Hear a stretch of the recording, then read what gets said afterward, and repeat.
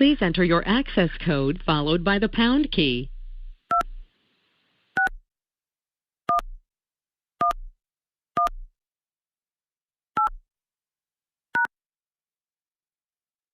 Please wait while we prepare your files. Press 6 to fast forward for 1 minute. Press 4 to rewind for 1 minute. Press 5 to pause or resume.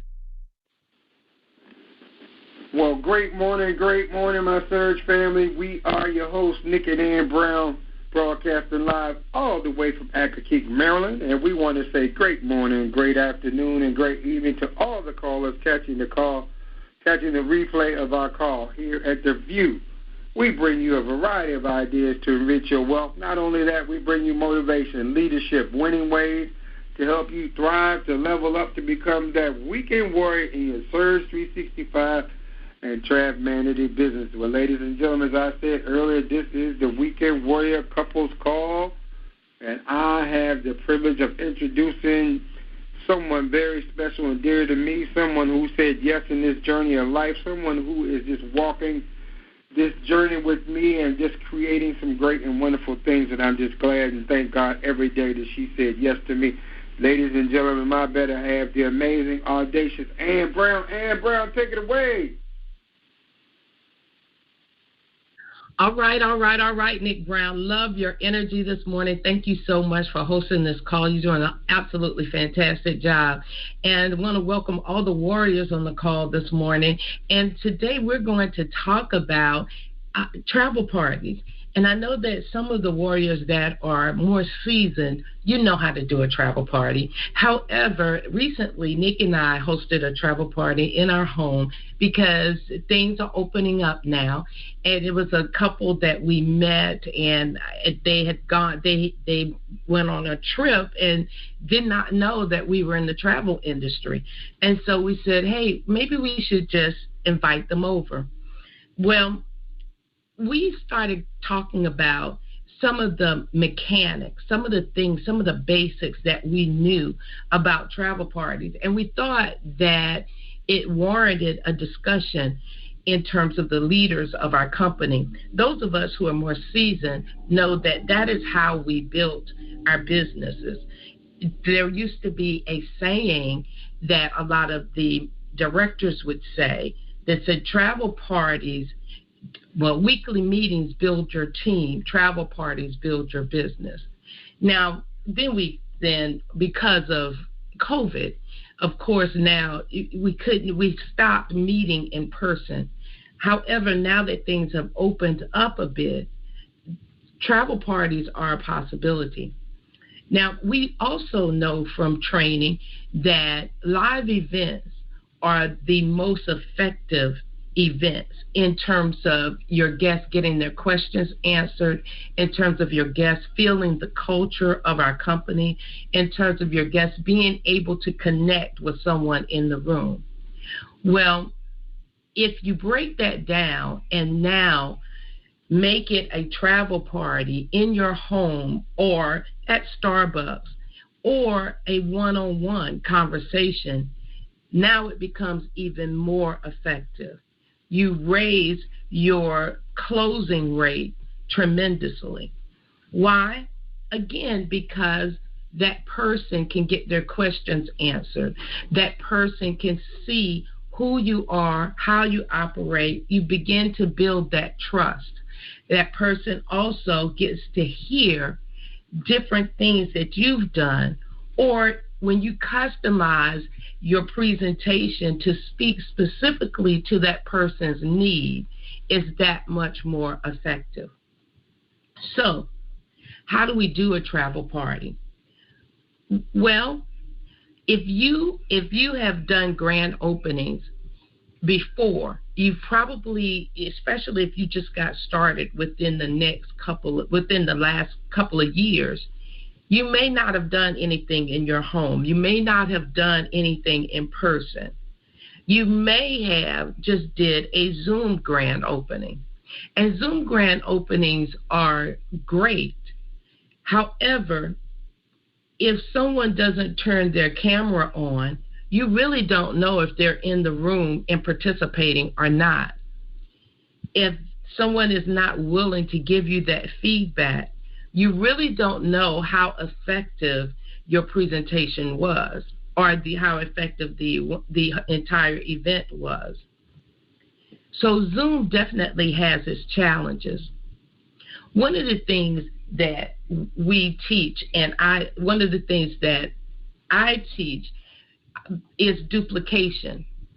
And we want to have a system in place so that our teams can duplicate what we do and duplicate our success. I follow a system that was taught to me by my director years ago, Juliet St. John. Juliet St. John was the highest paid director in our company. She built her entire business on travel parties. She had directions, and she had it down to a science. And there were components of that travel party that absolutely made it successful. However, at your director, your leadership may have a different way of doing travel parties.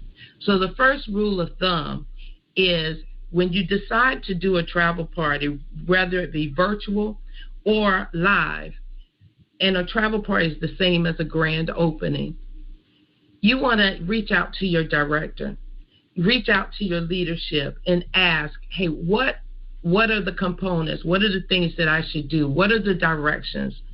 And let them explain to you how they would like it done. You also want to schedule a time so that you have a three-way representation in your travel party. And what does that mean? You want to invite your leadership. You want to invite your sponsor. You want to invite your team builder. You want to invite your regional builder, your national builder, and your director to attend your travel party or your grand opening.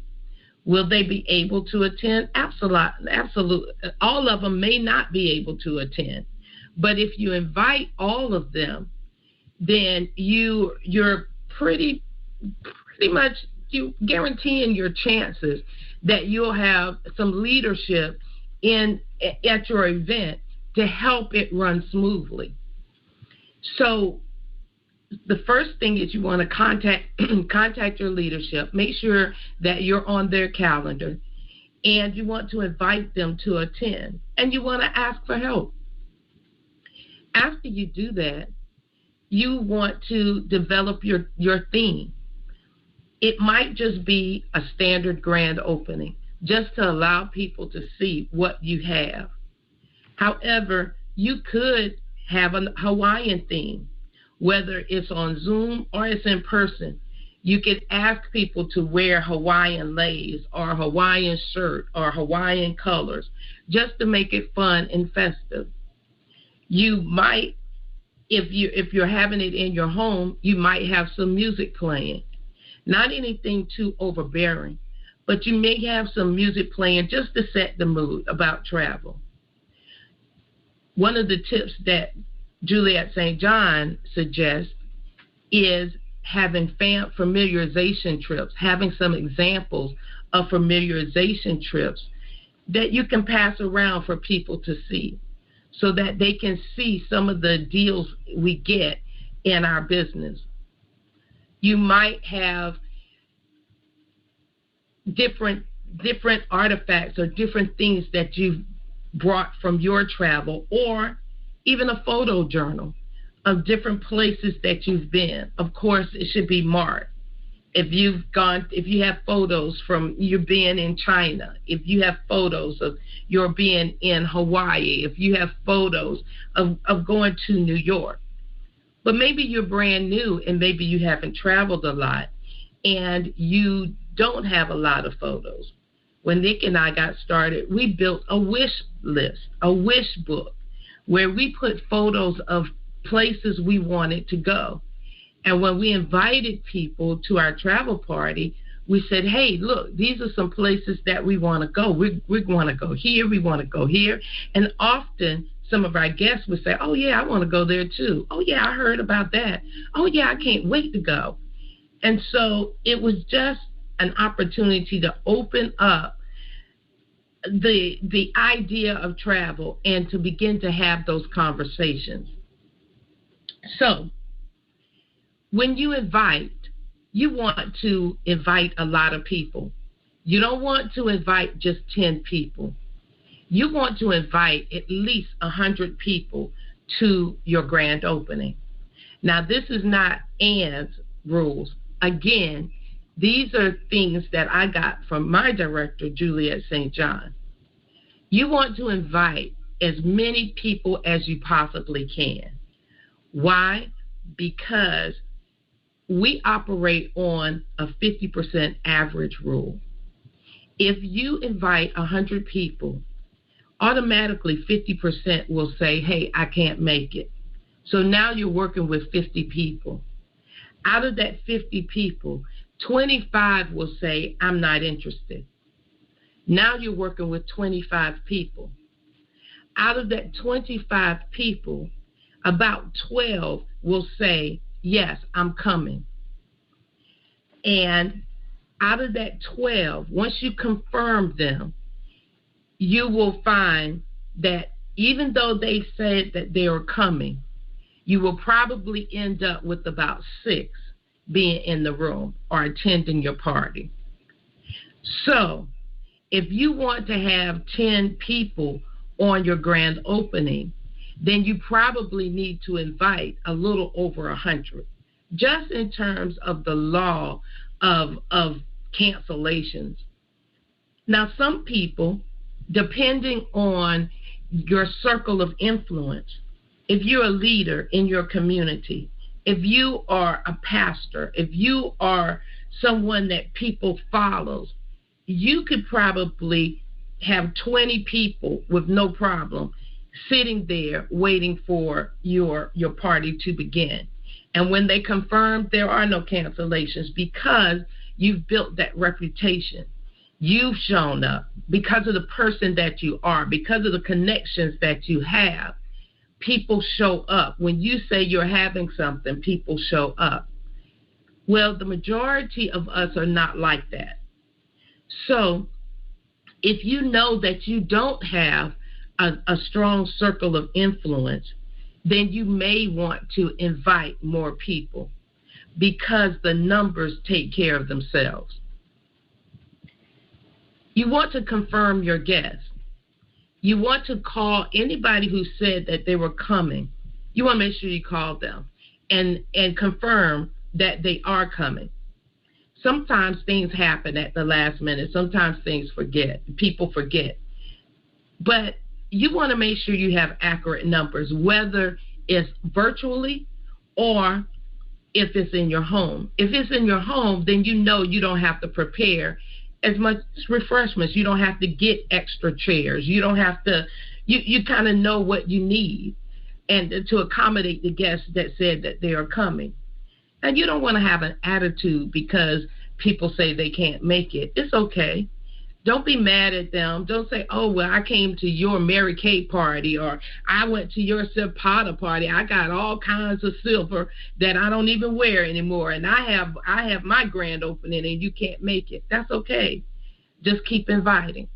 Because 9 times out of 10, and I want everybody to get this, 9 times out of 10, you will need to invite people at least 5 times before they show up. Just know that. You need to invite them to at least 5 separate events before they realize that you're serious, before they'll say, okay, yeah, I'm coming. I know you keep inviting me and I haven't shown up. I'm coming this Thursday. And there are all kinds of events.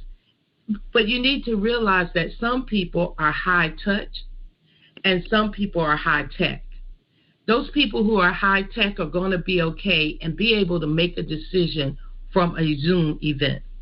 Those people who are high touch, they're going to want to see you. They're going to want to sit down with you. They're going to want to have their questions answered. They need that energy of other people. There are people that feed off the energy of other people, and they're very important to your organization. So that's why you want to have a combination of grand openings, some virtual and some that are that are live, or at least live events. That's why it's important to invite people to a weekly meeting and have a live event, because they get to feel the culture. They get to see what business casual looks like. They get to see exactly who the people are that they hear on the phone, or maybe you introduced them, you did a 3-way call. Now they have an opportunity to meet people in person. So you want to have those combinations for the success of your business, because if you're high tech, sometimes it's difficult to fathom that anyone would need to meet people. Sometimes you don't even want to meet people. If you're a high tech person, you're like, why do I need to meet somebody? I can get all my information online. Well, if someone is saying that, perhaps you might want to have a conversation with them and say, well, everybody's not the same. Some people really need to be around people, which is why it's so important to have live events. So, of course, you want to confirm your guests, and once the event starts, you want to make sure that you're starting on time. There's nothing more annoying than not starting on time. So you want to make sure that all of your equipment works. You want to make sure that your pets are put away. You want to make sure that you already have your refreshments out. There's nothing more annoying than trying to listen to a video and someone is getting ice out the freezer. And it's annoying, it's disruptive, and they may, at that moment, that might have been the one thing that they needed to make a decision. And because now you're getting ice out of the freezer, or you're in the back having a personal conversation with your husband, or trying to discipline the kids. All of those are distractions. So you want to eliminate as many distractions as possible. And you want to do that both on a virtual presentation and a live presentation. So on a virtual Go Party, you want to make sure that you're muted. You want to make sure that you're paying attention. You want to make sure that if the hostess has distributed some information, or maybe if the hostess has distributed the Zoom background, that you have it. And you want to play team. You want to have your testimony ready. You want to make sure that you know how to edify, because maybe they need you to be the host and introduce them. So edification is very, very important, but edification is also something that's duplicatable. You want everybody on your team to know, whether this is their first day or their 100th day, to know the mechanics of edification, because it's simple. It's 4 parts. All you do is say, and you want to duplicate this, because that way everybody knows. So you want to talk about knowing that person, knowing the facts. You want to talk about the fact that they love to help people. You want to talk about that they love to have fun. And you want to talk about that they've achieved success. Those are the 4 parts. That's it. Quick and simple. If someone edifies you, that's all they need. I can say about Nick, I'd love to introduce to you my husband, Nick Brown. This gentleman loves to have fun. He has learned the facts of this business. He has a heart of gold, loves to help people, and he's achieved success in our business. That's it. So we don't need to read a bio. If you have a bio, that's good. You don't need to memorize a bio. If you just edify that person with those 4 components, you're going to speak to almost everybody that's in the room, because there's some people that came to have fun. There's some people that came to get the facts. There's some people that love to help people, and there's some people that are concerned about their success. So now you've edified, and you're introducing them to someone that could possibly answer their questions. So, and when you edify simply, now your team is not intimidated. That new person says, "Oh, I can do that. Oh, yeah, I can introduce the speaker. What are the 4 areas again? Love to have fun, knows the facts, loves to help people, and has achieved success. Okay, I can do that, because now our whole point is to make people independent as soon as possible. And so sometimes when people think that we have to give a long, drawn-out bio, then it makes it a little more intimidating. So we want to definitely just make it as simple as possible. So edification is very important, and we all should learn to edify on those 4 points. Now, if you want to add more, if you really respect your director or your leadership, and you want to add some examples, or you want to really just edify them, that's fine. However, just realize that a lot of people may say, you know what, I can't do that. I can't do that. And so now, because they can't do that, then they're not teaching their team to do that. And sometimes that will now hinder the duplication that happens in your team. So edification, fun, facts, help, and success. Those are the 4 points. Now, after you edify, you want to start whoever your presenter is will start their presentation. I think that we should do a company presentation. Why? Because it's duplicatable. Now, especially if you have a group of people, because now they can see that presentation, and when they get started, they can download the presentation and practice and mimic what you said or what you did.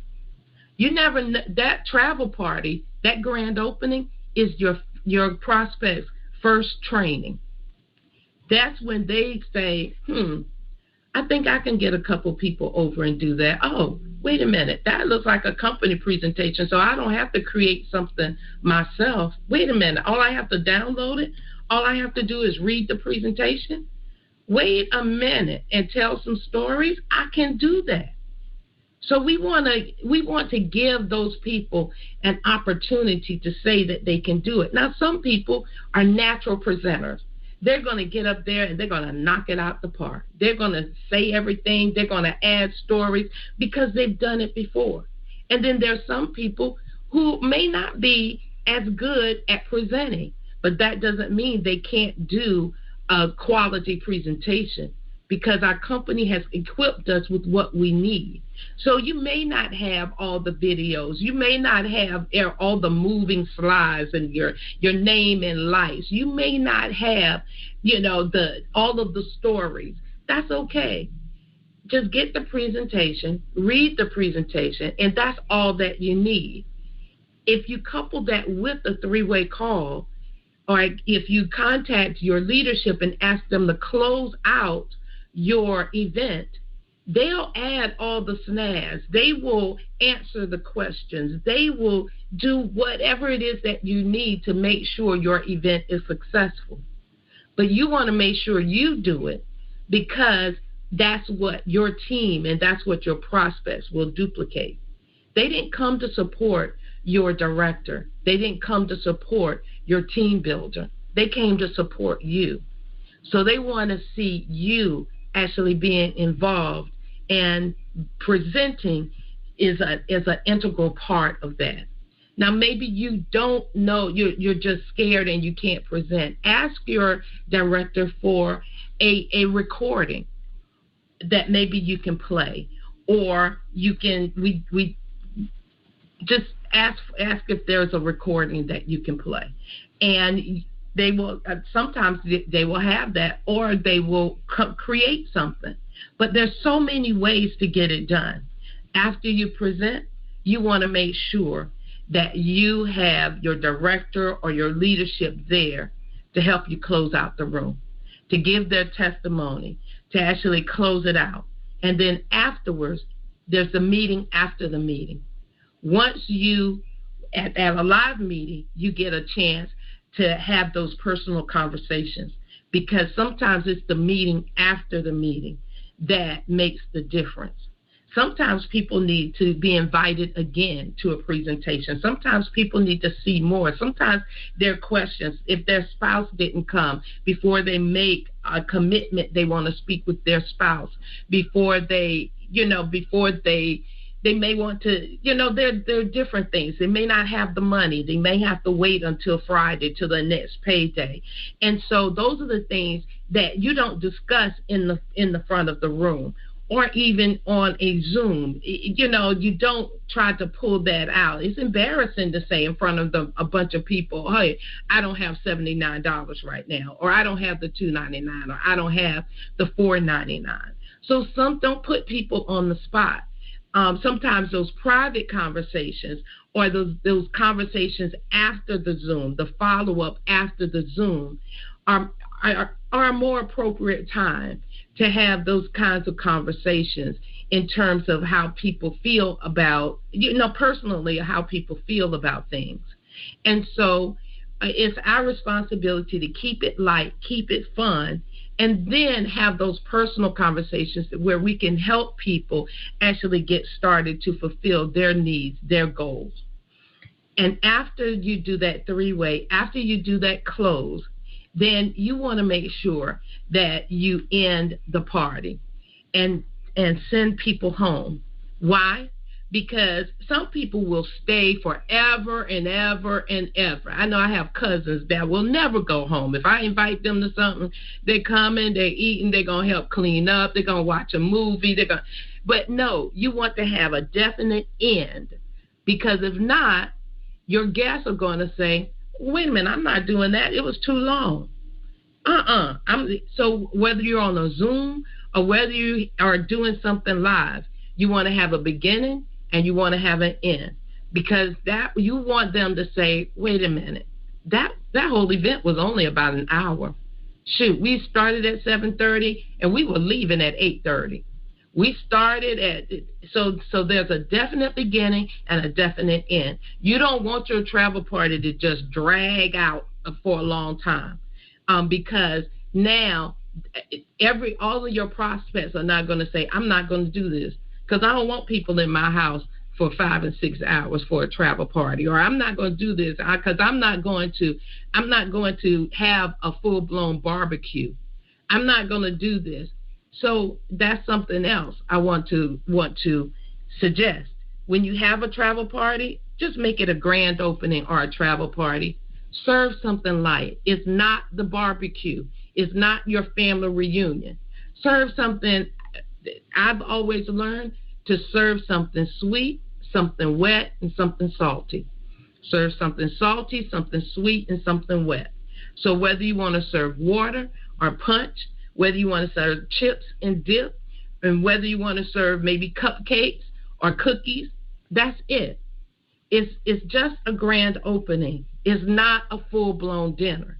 Now, I know that we used to have events where we used to do dinners, but guess what the dinners were? The dinners were typically spaghetti, salad, and a piece of bread. Something that was very simple and duplicatable. Spaghetti, salad, and a piece of bread. And so, of course, then your theme was Italian. Okay, let's all go to Italy. And so you had it, you had that music playing. You might have shown some videos from Italy. And of course, it followed the theme: spaghetti, a piece of bread, and a salad. Or if you wanted to have something else, but no matter what, you want to make it simple. Nothing all blown out, not a buffet. You're not trying to feed the whole neighborhood. The purpose, the main thing is the main thing, and the main thing is to introduce your business. So after that, make sure you serve at the end of the event. After you've closed out your travel party, make sure you serve, and don't let people get food and then leave. No. A lot of times when you serve food, they'll say, oh, I'll come and get a plate and I got to go. No. That's not doing you a favor, them just showing up, getting a plate and leaving. The point is to have those exposures, because we know the person with the most exposures wins. If you don't have, I encourage you to go to surgechampions.com and look at resources and get the accountability sheet that Juliet St. John has developed for us. And I encourage you to follow it. The second item on that sheet is travel parties. And I encourage you to follow that sheet and definitely schedule your own travel parties and grand openings and get to the point where you're scheduling them every single week. Will you always have guests? But if you have them out of your home, that now lends to a lot of those tax deductions we talked about. Now you can, if you're entertaining in your home, you can write off a portion of your groceries. You can write off a portion of your electricity. You can write off a portion of everything that you need, your landscaping. Those things now become legitimate expenses. So I encourage everybody today to schedule a grand opening and keep scheduling them over and over and over again, and make this a valuable tool in your toolbox for the success of your business. Nick Brown, did you have anything you'd like to add today? Well, Ann, you provided so many great details about the basics on grand opening and travel parties, and just to piggyback off of several things that you said, us as a couple, you're high tech and I'm high touch. You can get most of your information online, and when we first started, I was the one that wanted to always go to the presentations and everything. And the couple that we had here at our home were kind of like that as well. One was high touch and the other one was high tech. And besides, they could just feel the energy and of what we were doing at the travel party, and then that exuded to them in the excitement and everything. So there's just so much more that you can get doing the live presentations now that we implore everybody to do that. And then working as a couple, each one of us had our role. You know, as you had said, when they came in, we had the festive music playing. I had already prepared all of the refreshments and everything, and the environment was just right. So as a couple, we bounce off each other and we work our strengths, and you do those things that you do that contributes to the overall success of your travel party. And it was just a great opportunity, and looking forward to working with them. And let's go out there, y'all. It's our time. It's time to go out there and get back into having the travel parties, because that's what really, really grows your business. So thank you for a responsible call today, Ann, and looking forward to the Warriors doing more grand openings and travel parties live, whether it be at their home or they can pick some place that, to have it at and still have the same results. So thank you. You had any other closing remarks before we shut it down? No, sir. Take it away. All right. Well, ladies and gentlemen, that's it for us today on the Weekend Warrior Call. Couples working together, having grand openings, and we're looking forward to it. So what we had was our theme, and we went back to, was called Sunset on the Deck, and we kind of had our deck set up like a little sunset like you would be at a tiki bar or whatever, on the beach. So set the environment, set the tone, set the atmosphere, set the mood and everything, and the music, and that will exude to your guests as well. So that's been our call today. And I know you guys took copious notes, but if you missed some things, you can go back. The playback number is 712-432-1085, and the PIN is 261118. But ladies and gentlemen, if you missed the Champions Level Up call, the playback number is the VIEW playback number, and the PIN is 474-053#. Definitely stay plugged in for company news and announcements on your mobile Touch 365, your upline directors, and on your corporate corner. And just remember, the corporate corner, our corporate office folks are on vacation, so I don't think there was a corporate corner that came out yesterday, and there's nobody there to take any calls or anything. But, of course, as always, put in a travel support ticket, and they will get back to you as soon as possible. We say join Coach Arlen and his CET team today at 11 a.m. Eastern by dialing the VIEW number, and the PIN is 889373#, and the replay is also the playback number with the same PIN. Join the Team Success Force Monday through Thursday for their calls, at 8 a.m. Eastern, 7 a.m. Central, and that number is 563-999-5283, and there's no pen needed. Absolutely, we are 14 days away from our regional convention in Houston, Texas. There's still some rooms available and registration, so please go ahead and register for that. And that's in Houston, Texas, Friday, August 11th through the 12th. And also, if you have not registered for the Surge Experience 2024, the Riviera Maya at Unico is going to be an amazing.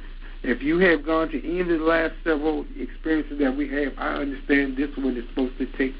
It would be at the top, being an all-adult, all-inclusive ocean view. Every room has a butler. I'm excited. I'm looking forward, and we're looking for everybody to come there as well.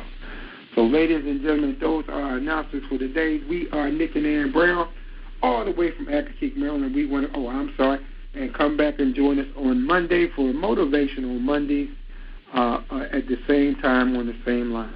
So we thank you for joining us today. Go out and have a great weekend. Surge on. Let's push through the tape. Closing out for all the positions, awards, and promotions that you want to get leading into the convention. So we are Nick and Ann Brown signing off from Accokeek, Maryland. And we say we believe that you can achieve any and everything that you had to desire. We believe that you can achieve anything that you have desired to do. So let's go out there and do it, y'all. Have a great weekend, and we will see you soon.